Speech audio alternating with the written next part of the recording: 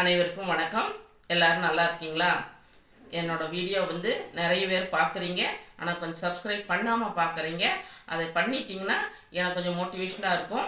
நான் போடுற வீடியோ உங்களுக்கு பிடிச்சிருக்குதுன்னா நீங்கள் அதை ஷேர் பண்ணுங்கள், மறக்காமல் கமெண்ட் பண்ணுங்கள். உங்களுக்கு என்ன வீடியோ பிடிக்குதுன்னு சொல்லிட்டு நீங்கள் போட்டிங்கன்னா அந்த வீடியோ ஷேர் பண்ணுறேன்.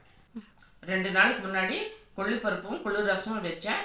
இது ரொம்ப உடம்பு நல்லது. நம்ம கொங்கு நாட்டில் இதுவும் ஸ்பெஷல் தான். அதை நான் எப்படி செஞ்சேன்னு சொல்லிட்டு பார்க்கலாம். ஒவ்வொருத்தரும் ஒவ்வொரு விதமாக செய்வாங்க. நான் இந்த மாதிரி செஞ்சுருக்கேன். எப்படி செஞ்சேன்னு சொல்லி பார்க்கலாம். வீடியோக்குள்ள வாங்க.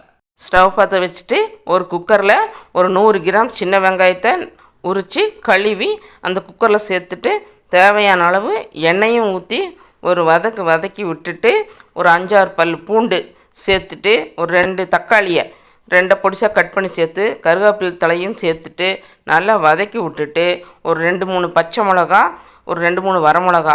இந்த கொள்ளுப்பருப்பு கொஞ்சம் காரமாக இருந்தால் தான் நல்லாயிருக்கும். நீங்கள் உங்கள் காரத்துக்கு தகுந்தபடி போட்டுக்கோங்க.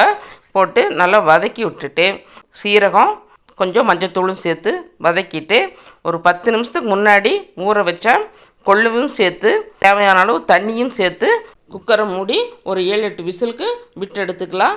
நான் ஒரு டம்ளர் தண்ணி எச்சா வச்சுருக்கேன். நான் எதுனாலேன்னா நான் இதுலேருந்து ரசத்துக்காக ஒரு டம்ளர் தண்ணி எடுத்துக்குவேன். அதனால நான் எக்ஸ்ட்ரா வச்சுருக்கேன். எதுக்கு 7-8 விசில் விட்டு எடுக்கணும்னு சொல்கிறேன்னா அப்போ தான் கடையிறதுக்கு ஈஸியாக இருக்கும், சீக்கிரமாக கடைஞ்சிடலாம்.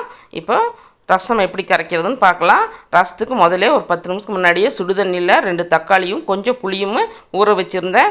இப்போ தக்காளி எடுத்து போட்டுட்டு புளியை கரைச்சி ஊற்றிட்டு தக்காளியும் கரைச்சி எடுத்து வச்சுக்கலாம்.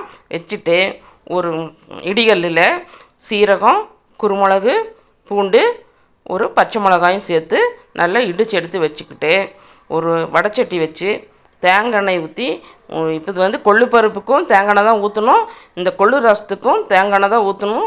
அதுதான் டேஸ்ட்டாக இருக்கும்.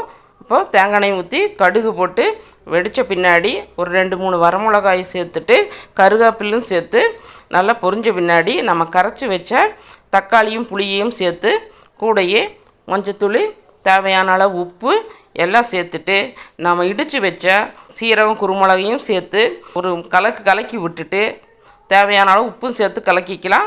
இப்போது விசிலெல்லாம் அடங்குற முன்னாடி ஒரு டம்ளர் தண்ணியை நான் வடித்து, அதாவது கொள்ளு தண்ணியை வடித்து ரசத்தில் சேர்த்துக்கிறேன். ரசத்தில் சேர்த்துட்டு கொதி வர ஸ்டேஜில் மல்லித்தலையை தூவி இறக்கணும்னா சுவையான கொள்ளு ரசம் ரெடி. அதே மல்லித்தலையை கொள்ளுப்பருப்பில் சேர்த்து நல்லா மிக்ஸ் பண்ணி விட்டுட்டு கடைஞ்சி எடுத்தோம்னா கொள்ளுப்பருப்பும் ரெடி. பருப்பை விட சூப்பராக இருக்கும். செஞ்சு சாப்பிட்றதுக்கு செய்து பாருங்கள். செய்து பார்த்துட்டு எப்படி வந்ததுன்னு கமெண்ட் பண்ணுங்கள். இந்த வீடியோ பிடிச்சிருந்ததுன்னா மறக்காமல் லைக் போடுங்க. வாழ்க வளத்துடன் நலத்துடன்.